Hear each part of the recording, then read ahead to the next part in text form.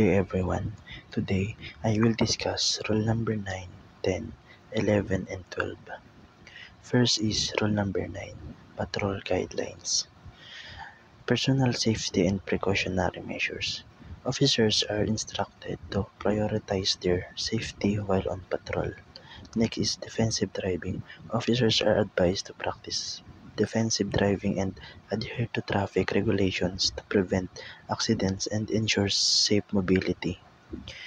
Next is visibility. Officers are encouraged to select routes that offers the best visibility to effectively monitor their surroundings. Next is vice and illegal activity detection. Officers must be vigilant in identifying signs of vices and illegal activities within their patrol areas. Next is knowledge of patrol beat. Officers are expected to be knowledgeable about conditions, events, and details of place within their patrol beat. Observation. Next is observation and suspicion. Officers are instructed to be observant of people, places, and situations, maintaining a suspicious attitude towards anything out of the ordinary. Next is monitoring specific groups. Officers are tasked with closely observing juveniles, troublemakers, agitators, and individuals with mental health issues. Next is knowledge of criminals. Officers should be familiar with known criminals and ex-convict residing or frequenting their patrol beat. Next is stay-in employees. Officers are advised to know the stay-in employed of business establishments within their beat. Next is loitering in uninhabited homes. Officers should be alert for loitering and keep watch on uninhabited homes, checking for signs of intrusion. Next is building and establishment security. Officers are instructed to practice door shaking to check for signs of intrusion in unguarded business establishment during night patrols.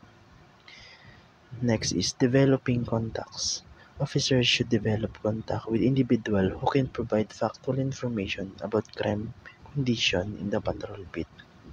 Next is tactful inquiry. Officers are encouraged to use tact and persuasiveness when conducting spot inquiries of questioning individuals for information. Next is identification procedure.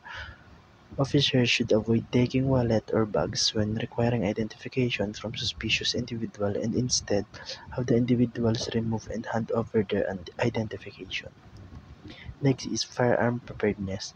Officers should be prepared to use their service firearm when checking suspicious persons, places, buildings, or vehicles, especially during nighttime patrols. Next is avoiding loitering. Officers are advised to avoid loitering in theaters, restaurants, and other recreational places to maintain a proactive patrol presence. Overall, this guideline emphasizes proactive and vigilant policing practice aimed at maintaining public safety and preventing crime within the patrol beat. Next is duties of patrol supervisors. The duties outlined for patrol supervisors primarily focus on ensuring effective planning, organization, and execution of patrol operations to maintain public safety and preventing criminal activities. Number 1. Patrol planning. Develop a detailed patrol plan including area coverage, personnel organization, duration, standby points, and route plan to optimize resources and address safety concerns. Next is team selection. Designate and select patrol team members based on their capabilities and qualifications. Next is equipment inspection. Inspect patrol members and their equipment to ensure operational readiness and proper maintenance of government issue equipment like firearms and vehicles. Next is pre-dispatch briefing. Conduct a briefing before dispatching patrol teams to disseminate orders, directives, policies, and guidelines from higher authorities. Next is observance of operational procedure. Remind patrol teams to strictly adhere to operational procedure outlined by the police organization. Next is body system. Enforce the body system to ensure the safety and accountability of patrol officers during operations. Next is regular reporting. Provide hourly reports of location and situation via communication channel to the police headquarters or tactical operation centers. Next is after patrol reporting. Submit after patrol reports signed by detail personnel to collect significant details for review and analysis by higher ranking supervisors. Next is debriefing. Conduct debriefing sessions after patrols to evaluate performance, identify any issues of deficiencies, and implement corrective measures as needed.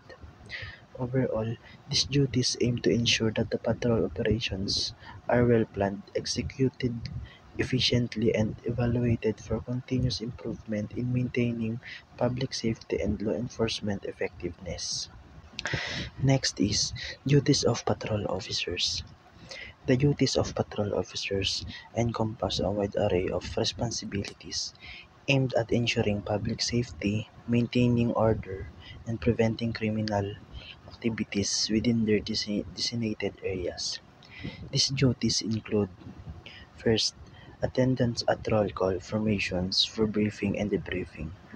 Next is patrolling assigned beats and observing for suspicious individuals, buildings, and vehicles.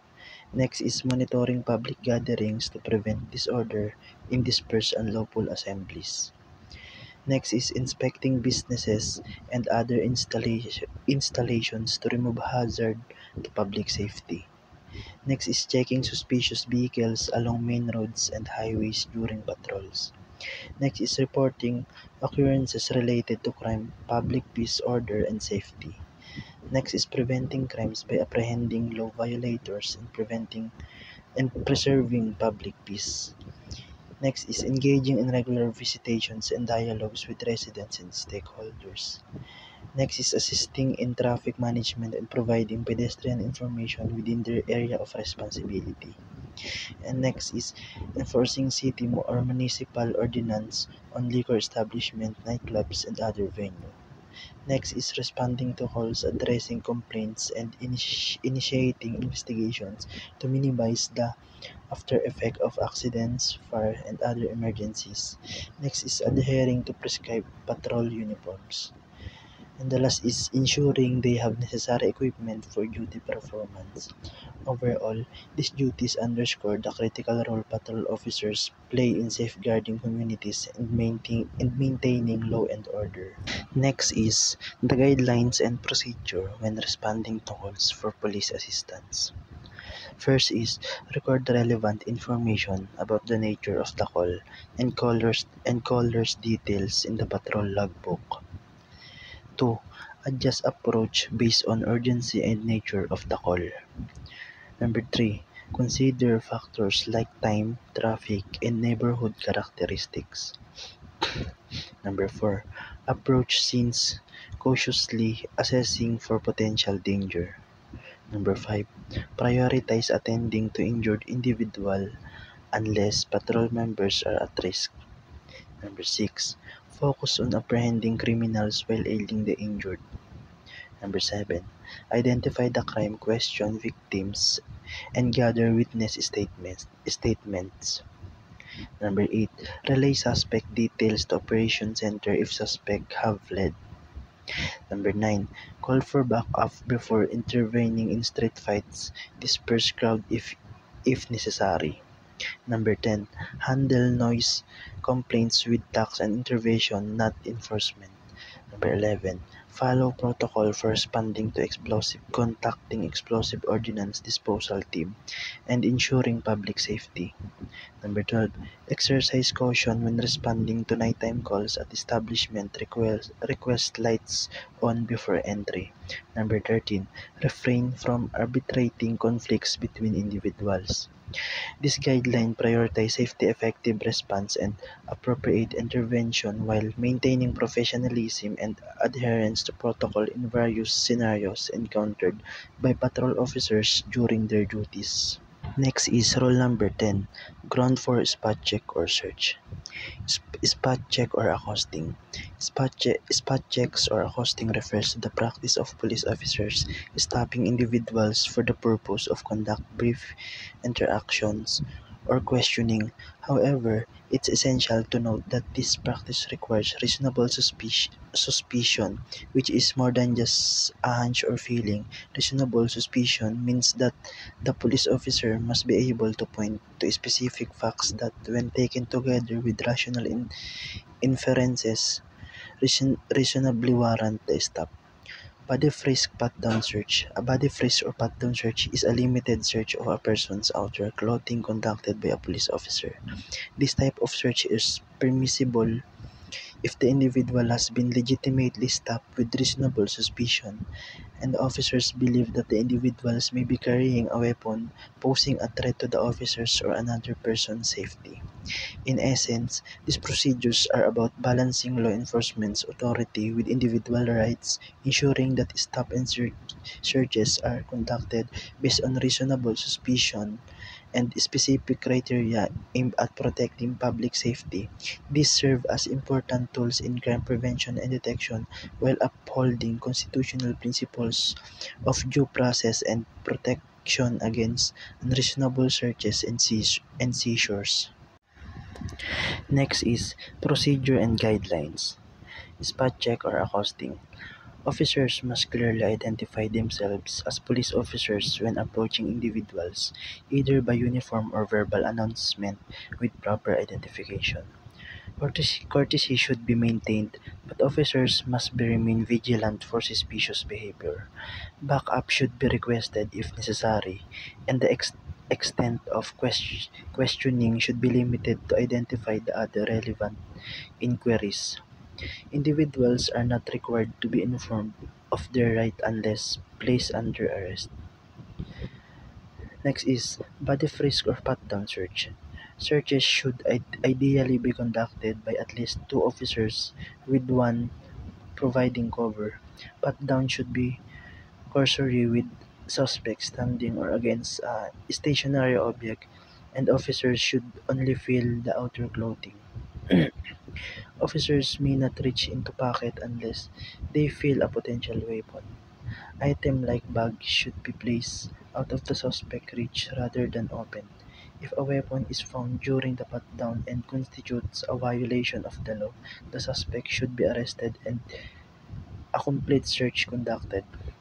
This procedure ensures that spot checks and searches are conducted in a manner that respects individuals' rights while allowing officers to fulfill their duty of maintaining public safety. Next is reporting after the spot check, accosting, or pat-down search. It emphasized that if the officer find no basis for making an arrest during these procedures, they should still document the facts and submit a report to the relevant authority. However, if the spot check, accosting, or pat-down search provides justification for a valid warrantless arrest, the officer is required to make the arrest. Next is Rule 11, checkpoints. Authority to establish checkpoints. It states that the checkpoints used to enforce circulation control measures and other laws require authorization from the head of office of the territorial PNP unit. These checkpoints should be staffed by uniformed PNP personnel. Additionally, other units involved in specific operations may establish mobile checkpoints, but only after coordinating with the unit commander in the area. Next is composition. Composition of a checkpoint team, detailing the role and responsibilities of each member. The checkpoint team includes: first is the team leader. The team leader leads and takes responsibility for the checkpoint, preferably an officer with the rank of at least police inspector. Next is spotter. PNP personnel identifies and profiles suspected vehicles subjected to the checkpoint. Next is spokesperson, responsible for communication and managing the checkpoint area, ensuring proper signage to inform motorists. Next is investigation subteam, conducts investigation and documentation of incidents at the checkpoint, including issuing traffic citation, tickets, or traffic violation reports. Next is search arresting subteam. Conduct search, seizures, and arrests as necessary. Next is security subteam. Provide security within the checkpoint area. Next is blocking pursuing subteam. Tasked with blocking or pursuing fleeing suspects or vehicle. These compositions ensure that the checkpoints operate efficiently with designated rules for various tasks such as identification, communication, investigation, security, and enforcement. Next is guidelines. These guidelines outline the procedure and protocols for establishing and conducting police checkpoints. They cover various aspects including the authorization and composition of checkpoint teams, interaction with civilians and media, conduct during inspections, handling of violations, and ensuring the security and professionalism of personnel. Additionally, they emphasize transparency, accountability, and adherence to legal procedures and ethical standards throughout checkpoint operations. This guideline aim to ensure the effective and lawful enforcement of circulation control measures, laws, and regulation while upholding public trust and respect for individual rights. Next is procedure and the conduct of regular police checkpoint. First is informing higher headquarters and coordinating with adjacent units to prevent misencounters and incidents. Number 2, briefing PNP personnel, civilian components, and media on checkpoint conduct and assigned tasks before deployment. Next is ensuring PNP personnel area in prescribed uniform and displaying nameplates at all times. Next is equipping personnel with necessary items such as marked patrol vehicles, firearms, radios, flashlights, megaphones, video camera, and signage. Next is pre-positioning spotter to profile suspected vehicles approaching the checkpoint. Next is flagging down suspected vehicles and conducting search and seizure and arrest if necessary by the search arresting subteam. Next is conducting physical inventory and photographing seized drugs in the presence of relevant parties. Next is turning over arrested person and seized items to the investigation subteam for documentation and disposition. Next is employing reasonable force if occupants of a vehicle often fire on checkpoint personnel. Next is informing higher headquarters before terminating the checkpoint. Next is conducting debriefing of personnel after the checkpoint operation. And the last is submitting an after-activity report to higher headquarters. These procedures ensure the organized and lawful conduct of regular police checkpoints, emphasizing coordination, accountability, and professionalism among personnel. Next is procedure in the conduct of on-the-spot checkpoint. First is, initially, PNP personnel conducting mobile patrols on patrol vehicles will man the checkpoint with additional personnel joining upon arrival of reinforcement. A collapsible signage indicating stop police checkpoints and the name of the police office unit will be used if available. Next is, if conducting foot patrol without a vehicle or signage, PNP personnel will initially man the checkpoint. Next is, immediately inform higher headquarters of the location of the hasty checkpoint personnel involved and available equipment. Next is, civilian component participation and media presence are not allowed in hasty checkpoints, especially in high-risk stop and arrest situation where public safety may be at risk. Next is, the unit commander of personnel manning the hasty checkpoint shall send additional personnel equipments and signage to convert it into a regular checkpoint. Next is, once converted into a regular checkpoint, the team leader should follow the procedure for regular checkpoints as outlined in Rule 11.4. Next is general procedure to be followed when checkpoint is ignored. First is informing adjacent units immediately to conduct dragnet operation or set up defensive roadblock to prevent the fleeing vehicle from escaping. Next is avoiding the use of warning shots to prevent confusion for the driver and passengers, instead using megaphones or police sirens during pursuit. Noting the plate number of the vehicle and sharing it with adjacent units to prevent the vehicle from evading capture. Last is employing reasonable force to overcome the aggression of occupants if they often fire on checkpoint personnel. Next is procedure in flagging down or accosting vehicles while in mobile car. This procedure outlines the systematic steps that law enforcement officers must follow when flagging down or accosting vehicles while operating from a mobile car. It includes contacting headquarters to provide vehicle details, stating reasons for intervention, providing location information, safely approaching the vehicles, assessing the situation, communicating with the driver, checking documentation, issuing citations if necessary, and reporting back to headquarters. It's about ensuring safety, enforcing regulations, and conducting proper procedures during vehicle interceptions to uphold law and order. Next is stopping the vehicles. Stopping vehicles, officers follow established procedures for initiating a traffic stop. Request backup. Immediate backup is requested to ensure safety during the encounter. Maintain visual contact. Officers keep the suspect's vehicle within sight to prepare for potential pursuits of confrontations. Next is prepare for action, anticipate that the suspect may react to the police presence, including possible hostile behavior. Next is inform headquarters. If backup is available, notify headquarters of the intention to approach the suspect. Next is use of siren or megaphone. Instruct the suspect to pull over using sirens or megaphones, maintaining a safe distance. Next is approach with caution.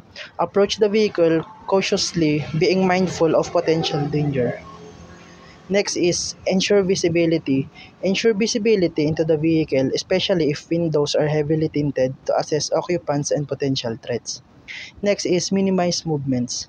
Instruct occupants to avoid unnecessary movement and to display their hands outside the vehicle. Next is safety measures. Instruct the driver to turn off the ignition and place the keys on the ground for added safety. Next is verify documents. Demand to see the driver's license, vehicle registration, and official receipt verifying their authenticity. Next is separate suspect. If there are multiple suspects, separate them to prevent collusion or escalation of the situation. These procedures prioritize officer safety, maintaining control of the situation and ensuring compliance with traffic laws while minimizing the risk of hostile confrontations. Next is fleeing vehicles. Inform headquarters or adjacent units if a motor vehicle fails to stop despite warnings. Notify headquarters or nearby unit to set up dragnets operation or roadblocks. Provide vehicle details. Inform headquarters of the make, plate number, color of the vehicle, number of occupants, and any available identities or reason for suspecting the vehicle. Next is share location. Before intervention, provide the mobile car's location and direct to headquarters. Next is issue clear instruction. If the suspect is cornered or stopped, use a clear and commanding voice to instruct the driver occupants on what actions to take. Failure to comply may be seen as hostile act. Next is use of reasonable force. Execute instructions on the use of reasonable force if necessary. This includes instructing the driver to turn off the ignition, step out of the vehicle with hands visible, and instructing other occupants to exit one by one. Arrest and search. After compliance, arrest, handcuff, and search the suspect, then bring them to headquarters for further processing. Next is inform headquarters. Before leaving the scene, inform headquarters of the situation status and disposition of the suspect and vehicle. Next is high-risk stop and high-risk arrest. First is initial stage. Organize tactical security forces. The PNP immediately organized tactical security forces, ensuring they are equipped with maximum firepower and armor assets. This preparation is crucial for dealing with potentially dangerous situations. Next is deploy security forces. These security forces are then deployed to designated stopping zones where they take up defensive positions. This deployment aims to control the areas and prevent further escalation of the situation. Seal of the area. The PNP seals of the area of concern, establishing strong roadblocks and barricades. This measure helps to contain the situation and prevent the armed individual or groups from fleeing or causing harm to others. Next is affecting a high-risk stop. First is persuasion. Officers initially attempt to persuade the suspects to stop voluntarily. This can involve verbal commands, warning, and communication over loudspeakers, aiming to de-escalate the situation without resorting to force. Next is warrantless arrest procedure. If the suspect failed to comply and arrest becomes necessary, officers follow the procedure conduct of a regular or warrantless arrest. This includes informing the suspect of the reason for their arrest, ensuring the use of force is proportionate and justified, and follow established protocols for apprehension. Documentation. Throughout the process, officers ensure proper documentation of all actions taken during the high-risk stop. This documentation is essential for legal and administrative purposes, providing a record of event and action taken by law enforcement. Next is respect rights. Officers respect the rights of all individuals involved, including the suspects and any bystander. This includes respecting their right to remain silent, their right to legal representation, and their right to be treated with dignity and fairness throughout the encounter. Next is police defensive roadblock. A police defensive roadblock is a strategic measure employed by law enforcement to temporarily halt traffic and facilitate the apprehension or neutralization of an armed suspect traveling in a motor vehicle. These roadblocks are typically set up swiftly and may consist of barriers, vehicles, or other obstacles strategically placed on roads or highways to stop vehicles suspected of carrying armed individuals. Next is preconditions in establishing police defensive roadblock. First is recent flash alarm.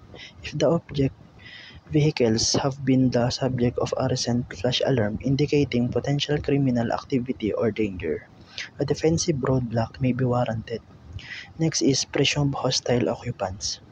When the driver or occupants of a vehicle are presumed hostile and are expected to refuse to stop at a regular checkpoint, a defensive roadblock can be established to safely intercept them. Next is disregard of checkpoint.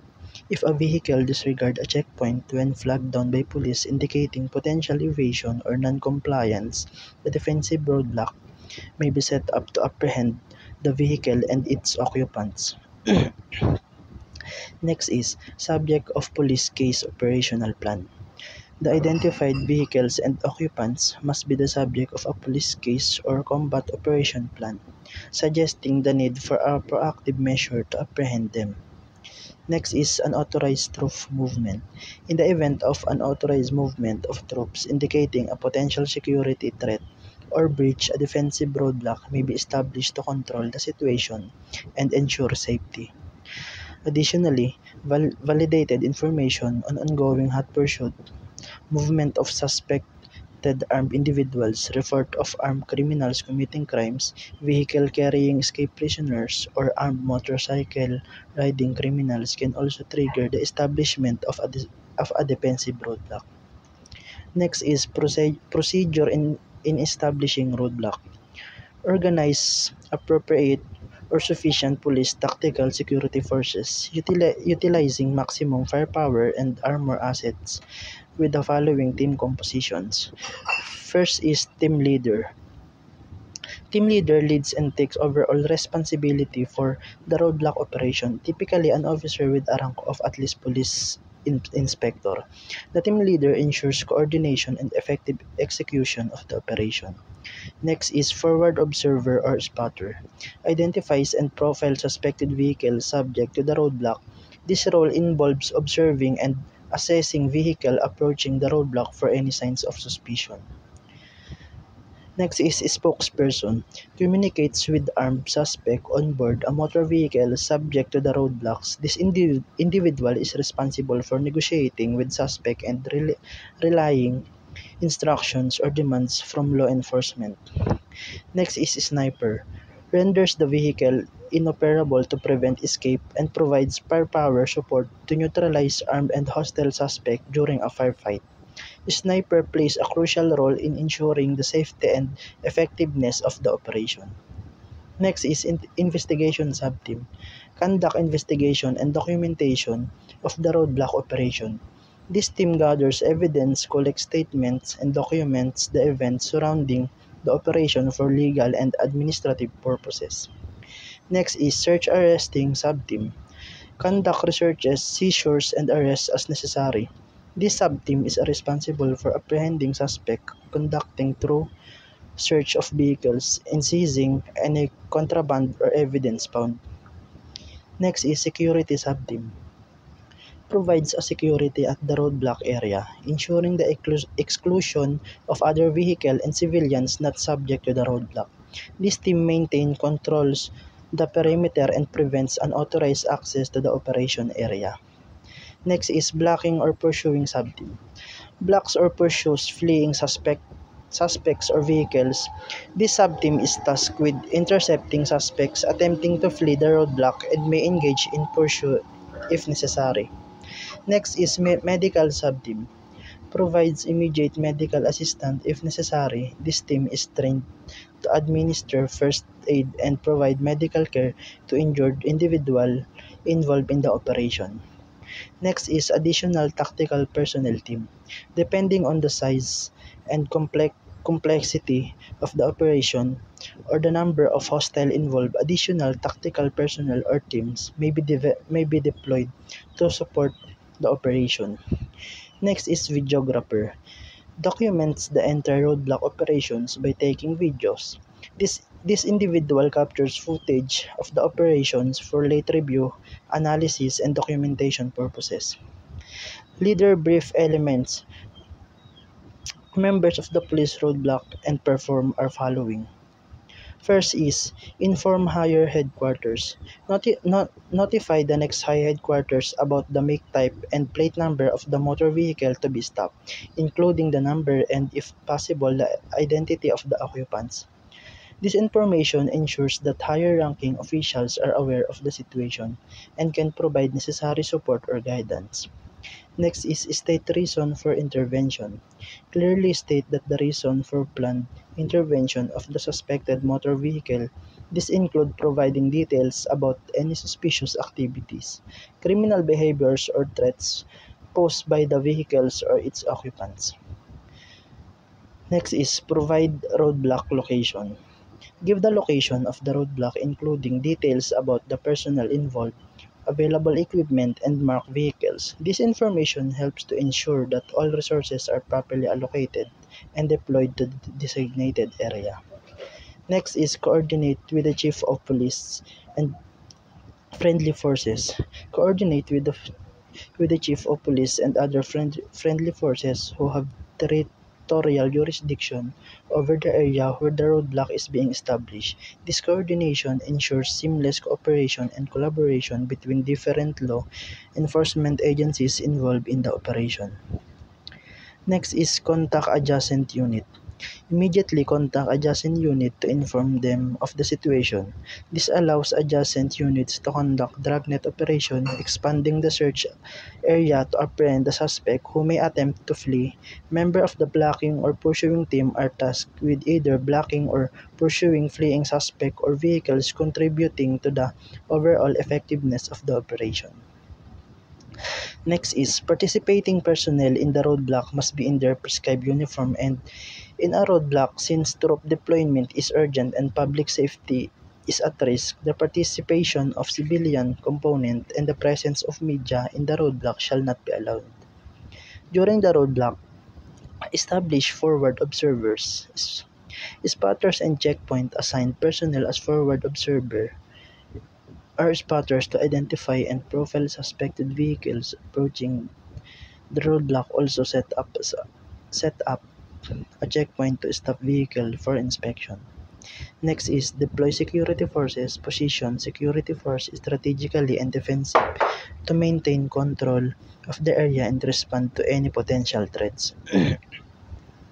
Next is establish strong roadblock. Set up a robust roadblock or selected strategic areas to effectively halt traffic and prevent suspects from escaping. Next is deploy road spikes or trike deflation system. Use road spike or tire deflation system if available to further prevent suspects from fleeing in vehicles. Next is document intervention procedure.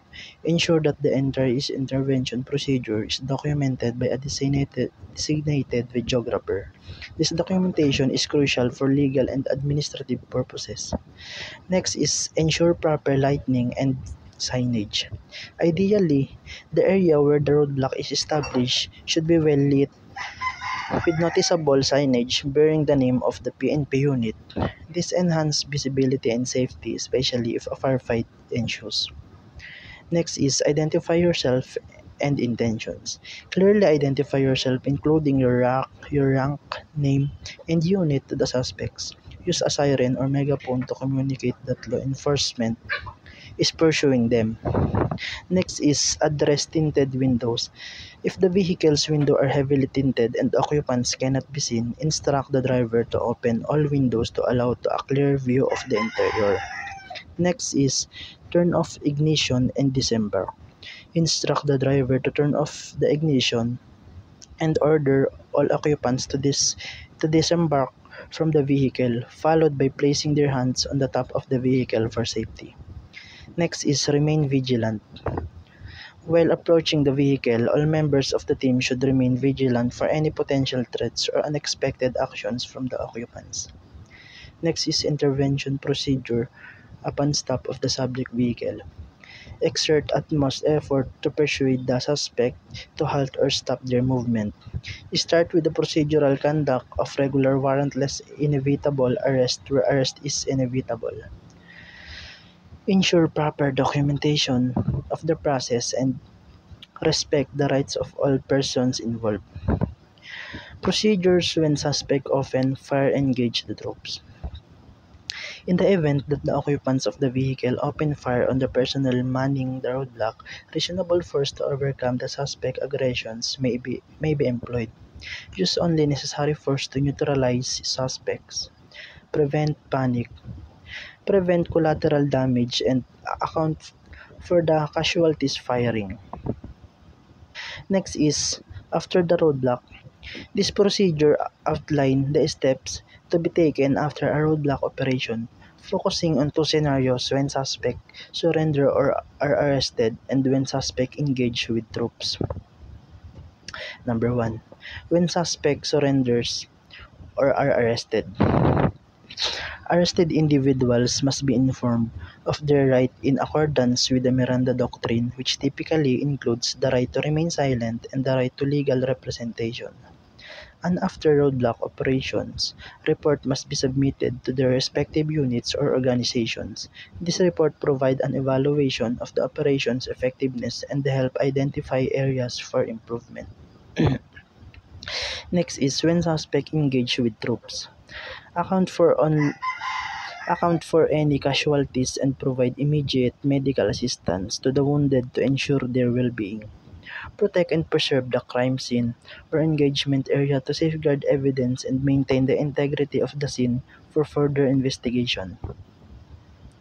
Ensure proper documentation of the entire process, including action taken, observations, and any relevant detail. Through documentation is crucial for legal and administrative purposes, aiding in the investigation and review of the incident.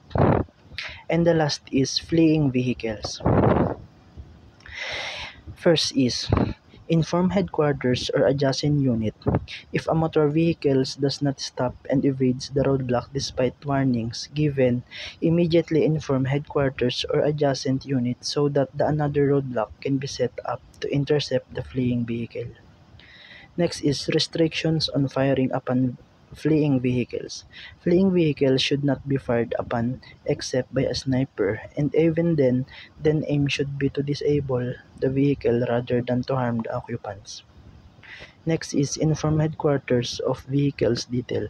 Provide headquarters with the details such as the make or type, plate number, and color of the fleeing motor or vehicle, including the number of occupants and if possible their identity.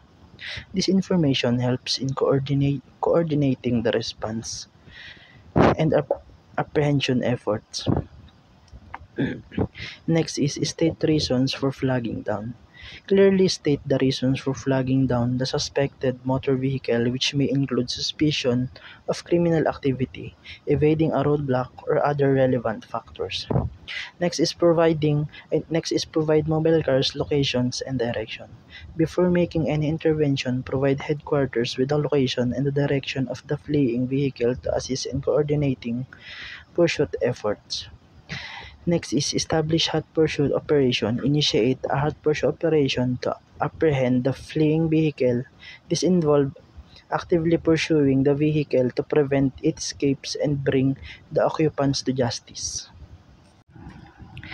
Next is rule number 12.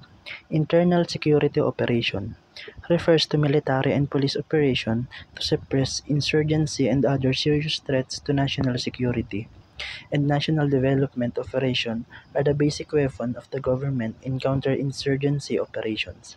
It is, it is defined as the types of operation that assistance provided by the AFP to maintain, restore, or establish a climate of order within which responsible government can function effectively and without which progress can't be achieved.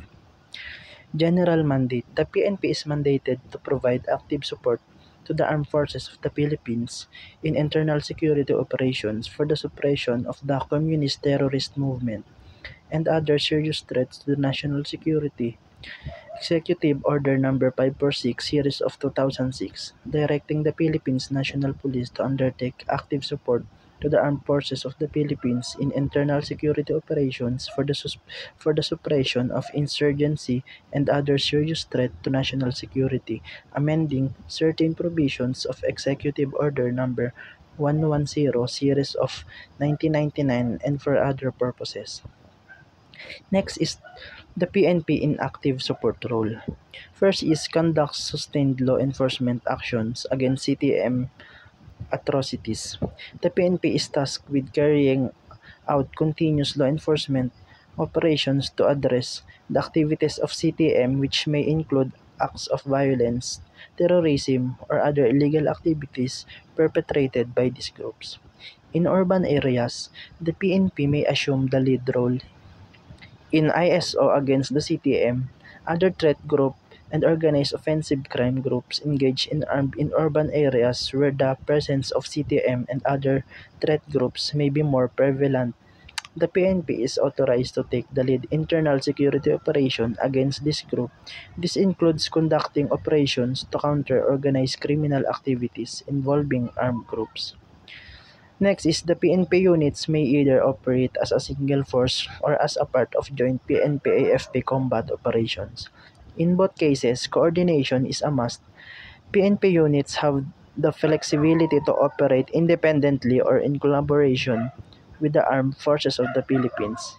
In combat operations against CTM, effective coordination between PNP and AFP units is essential and ensures successful operations. Next is the PNP unit in CTM affected areas may be placed under operational control of AFP unit but shall continue to perform law enforcement functions. In area heavily affected by CTM activities, PNP units may be placed under the operational control of AFP units. However, despite this arrangement, PNP units will still be responsible for carrying out law enforcement function within their jurisdiction. Next is specific areas where armed confrontation such as encounter, ambush, raid, liquidation, and other similar atrocities occur between government force, PNP or AFP, and the communist terrorist shall be treated as a crime scene.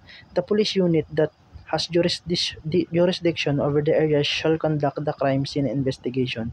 In instances when armed clashes occur between government for either PNP or AFP and the city, there are treated as crime scene PNP unit with jurisdiction over the area tasked with conducting crime scene investigation to gather evidence and establish circumstances surrounding the incident. And the last is defensive position. Police stations, especially those located in far-flung areas, are priority target of attacks. As such, security measures against city atrocities must be undertaken as follows. A. Continuous reminder for PNP personnel to be extra vigilant. This emphasizes the importance of maintaining high awareness level and security consciousness among all PNP members in their daily activity and when moving in groups. Next is duty station guard must adhere to the 11 general orders of a duty guard and always carry issued firearms. Duty station guard are required to follow specific protocols outlined in the 11 general orders to ensure effective performance of their duties. Additionally, they must carry their assigned firearms and ammunition at all times to maintain readiness. Implement added security measures in all police stations and community precincts. This involves enforcing additional security protocols to enhance protection at police stations and precincts, particularly against potential threats. Next is conduct sustained inspection of PNP field unit station. Regular inspections are carried out to assess the operational readiness of the PNP field units and the station, ensuring they are adequately prepared to respond to any security challenges. Next is remain aware of the tactics used by CTM and other threat groups. PNP personnel are instructed to stay informed about the strategies and methods employed by CTM and under threats to be better anticipate and counter potential danger. Next is strengthen advanced security control points at police station. ASCP are foretold to regulate the movement of people entering and exiting police stations, enhancing overall security measures. Next is prevent entry of uniform groups or individuals without prior coordination. Personnel manning security checkpoints are instructed not to allow entry to uniform groups or individuals without prior authorization to mitigate the risk of infiltration or impersonation by hostile elements. Next is maintain law and order through police visibility patrols. Continued patrol are conducted to ensure the safety and security of designated areas, deterring criminal activity and maintaining public order. Conduct PCR or BPO activities in areas prone to CTM influence. Police community relation and barangay peacekeeping operation activities are carried out in areas susceptible to infiltration or influence by CTM for front organization to build trust within the communities and prevent recruitment or support for insurgent groups.